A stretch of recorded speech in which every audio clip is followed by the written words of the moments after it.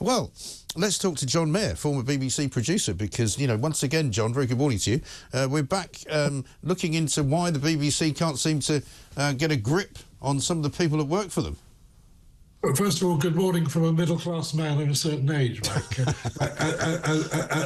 as they say. I mean, the point about Gregg Wallace, is he a dinosaur or is he just a DOM? You know, this one will run and run and run. There obviously is an iceberg underneath all of this, isn't there? This is his Frank Boff moment.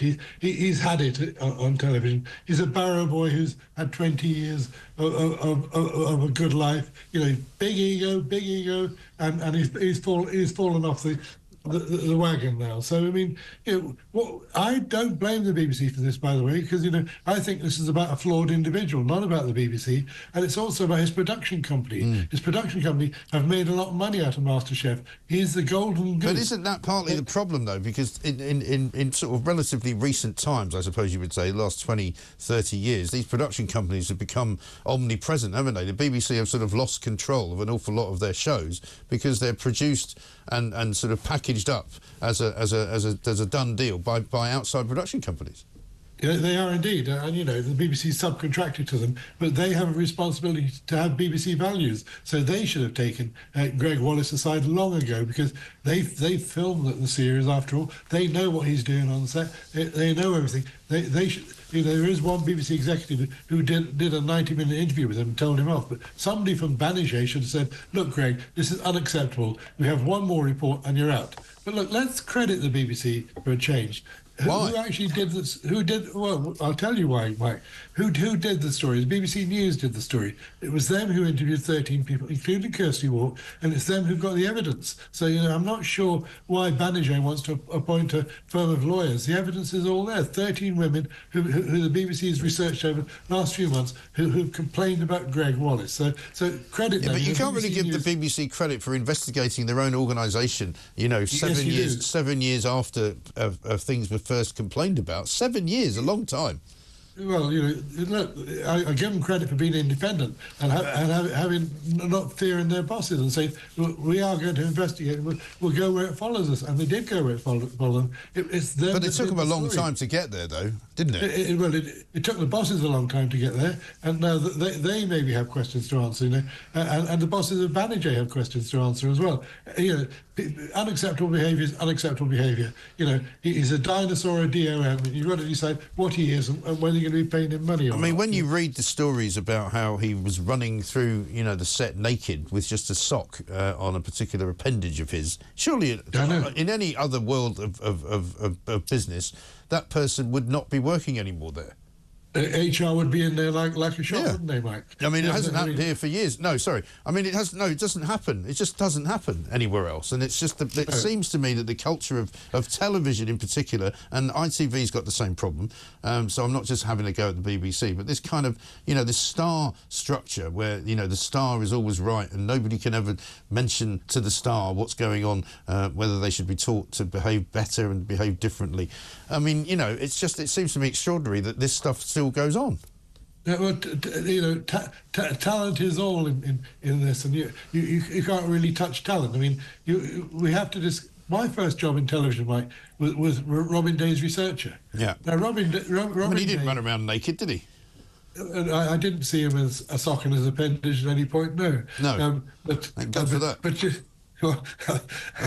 you know, but he was fairly untouchable, and you know, he would explode if he didn't like something. He'd actually explode. But you know, if you employ people with big egos, you expect them to exercise that ego. That's the trouble, you know. It's two sides of the same coin, isn't it? Well, it doesn't happen like that anymore, though. I mean, I know there are probably people who still work at the BBC and probably people that still work in jobs in the media, in television, who behave like that. But it's very rare now, I think. And then probably back then, when you're talking about Robin Day, it was more kind of expected that was what you'd have to put up with. But people won't put up with it now.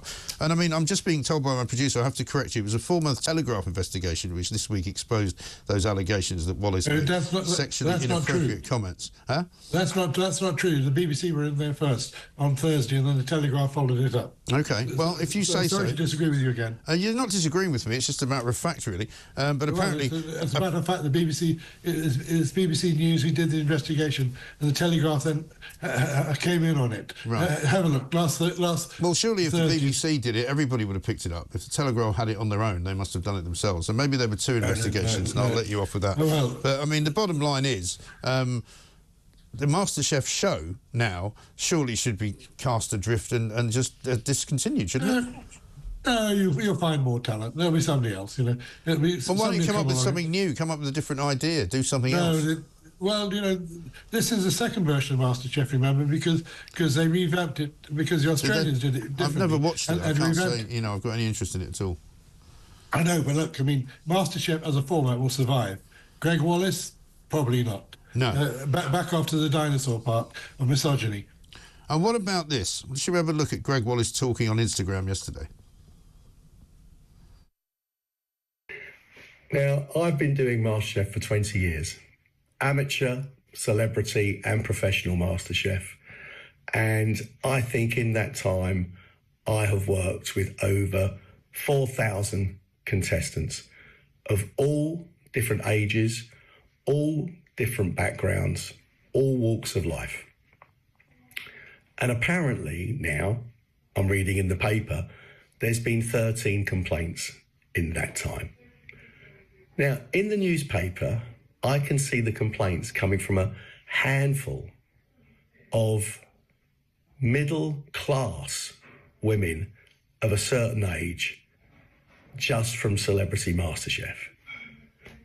This isn't right. In 20 years, over 20 years of television, can you imagine how many women, female contestants on MasterChef, have made sexual remarks or sexual innuendo? Can you imagine? I've said before, I can't imagine because I've never been on the set of MasterChef, so I don't know whether you could imagine it, John. No, I mean, does he have a PR advisor? Well, somebody suggested earlier it's the same PR advisor that Prince Andrew had. I mean... Yeah, well, you know, he should sack them instantly, you know. And look, what he's saying there is, look, I'm a DOM, but actually there are dirty old women around on the set as well. So that's all right, you know. I mean, who advised him to do that? You know, what an absolutely stupid thing to do. He's toast, I'm afraid. But I think it tells you where his mindset is, doesn't it? He thinks he's untouchable. He thinks that, you know, he didn't do anything wrong. And part of the reason he thinks he didn't do anything wrong was because nobody really upbraided him for it. Well, they upbraided him, but he ignored them, you know. Over the years, I mean, look, if you hire a barrow boy, you get a barrow boy. There's nothing wrong with barrow boys. He hasn't been a barrow boy for a very long time. I know, you know, he was 20 years ago, a vegetable barrow boy 20 years ago. Right. So that's what you get. But he's probably been working for the BBC for longer than he did that job.